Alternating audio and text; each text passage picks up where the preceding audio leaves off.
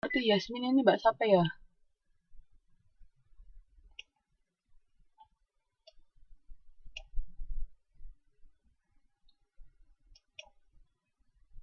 Halo, halo, Mbak Marti Yasmin ini Mbak siapa?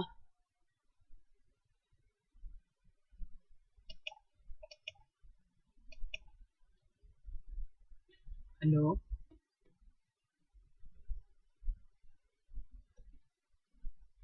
Nah, sampai sini ada yang mau ditanyakan enggak?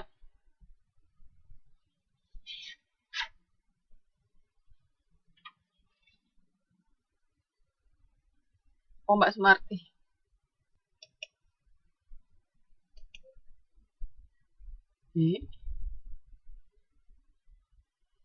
Kok nggak ada namanya Mbak Sumarti ya di absen ya?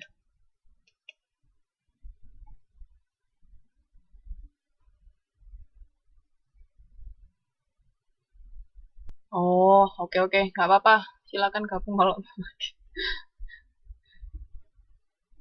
oke. Nggak, kalau maksudnya kan saya absen, nggak apa-apa Mbak. Gabung aja. Terus di sini sekarang kita bahas tentang nilai-nilai budaya. Nilai itu ide umum tentang tujuan yang baik dan buruk. Jadi nilai-nilai itu kan biar kita tahu yang baik itu yang mana, yang buruk itu yang mana, yang bisa kita lakukan itu yang mana, yang jangan kita lakukan itu yang mana kan kayak gitu. Jadi membedakan yang mana yang baik, yang buruk itu nilai. Terus kalau norma itu eh, ini biasanya telah tertanam dalam budaya dan hanya bisa terlihat melalui interaksi antar anggota dalam budaya. Ini ada tiga. Iya, enggak apa-apa, Mbak. Enggak, saya akan ngecek. Takutnya kelewatan, nggak saya absen. Jadi di sini yang pertama ada yang namanya custom. Di sini norma yang diturunkan dari masa lampau yang mengatur dasar kehidupan seperti pembagian pekerjaan dalam rumah tangga. Jadi norma yang sudah ada sejak zaman dahulu, misalnya kayak kalau apa namanya ibu rumah tangga itu harus misalnya pekerjaannya mengatur hal-hal rumah tangga, terus kalau misalnya uh, suami itu mencari nafkah, misalnya seperti itu custom.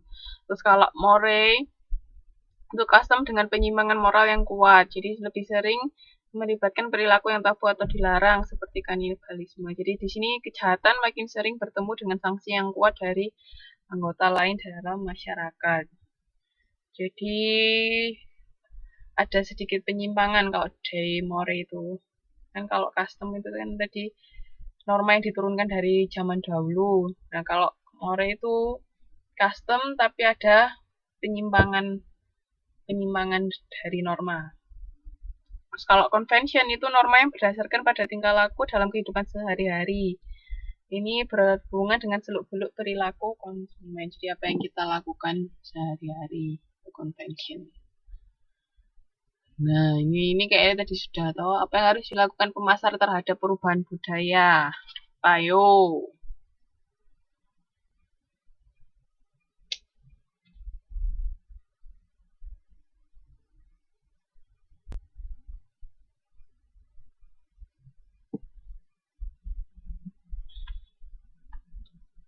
Yang lain.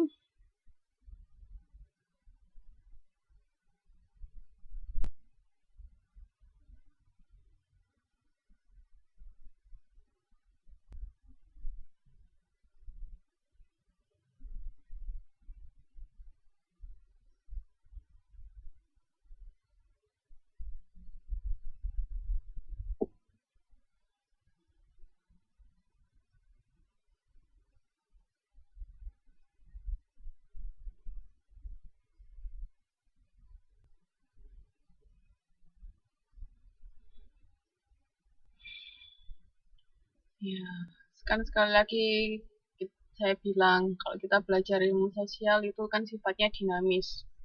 Dinamis itu kan berarti bisa berubah setiap waktu kan. Nah, masar itu harus harus apa namanya jeli terhadap perubahan budaya. Jadi uh, menyesuaikan benar Mbak Yanti. Jadi harus tahu oh, apa misalnya kayak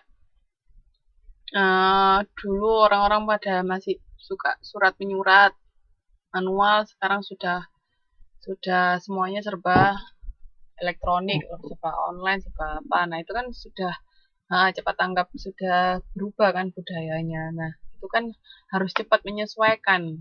Jadi jangan sampai ketinggalan. Begitu ketinggalan sedikit aja sudah biasanya sulit untuk bertahan kalau kita memiliki bisnis tertentu. Jadi misalnya aja kayak apa namanya, kemarin lihat berita tuh kasusnya taksi sama ojek itu, ya enggak, itu kan eh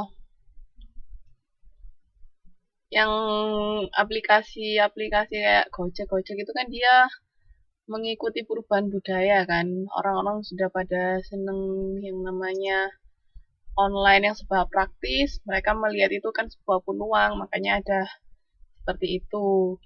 Cuman kan yang diproteskan pihak pihak taksinya kan karena mereka tidak ada izin. Nah, itu mungkin juga bisa pemerintah harus cepat tanggap menangani hal itu sebenarnya. Sebenarnya kalau misalnya mereka izinnya jelas, maksudnya yang semacam Gojek dan kawan-kawannya itu harusnya yang ya taksi biasa juga nggak, mereka juga nggak mungkin protes kan, permasalahannya itu kan karena izinnya itu kan yang nggak jelas, mas izinnya yang belum ada.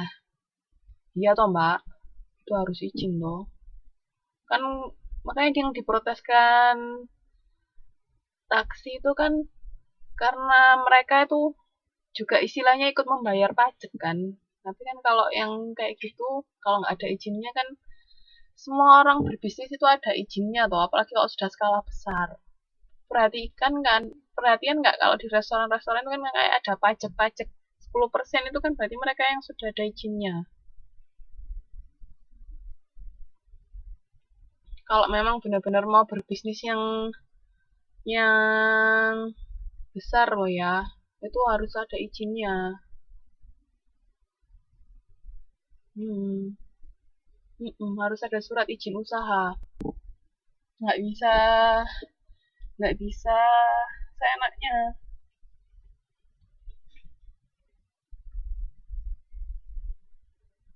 Kecuali kalau misalnya cuma bisnisnya skala kecil itu biasanya nggak terlalu, maksudnya nggak apa namanya, nggak nggak harus ada izinnya. Tapi kalau sudah bisnisnya lumayan besar itu harus ada izinnya biasanya. Kan berhubungan sama pajak juga kan, kayak pendapatan gitu.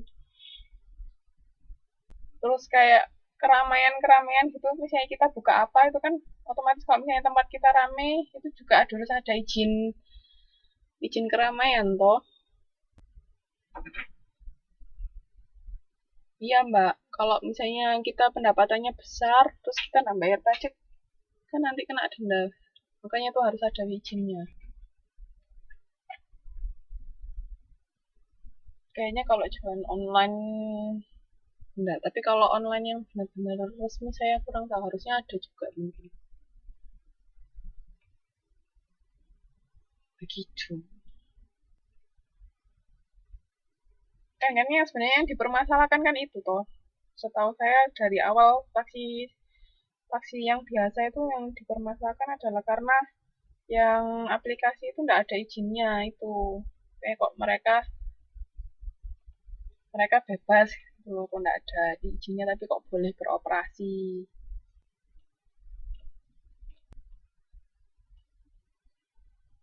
Paham ya? Oke. Mm-mm. Nah, di sini kategori perilaku penyerapan produk baru. Ini ada yang namanya inovator, early adapters, early maturity, late maturity, sama laggards. Jadi inovator itu kan berarti orang-orang yang pertama kali mencoba kalau ada produk baru. Kalau early adapters itu ya yang setelah inovator. Jadi sudah mulai banyak yang pakai, dia mulai mulai beli juga.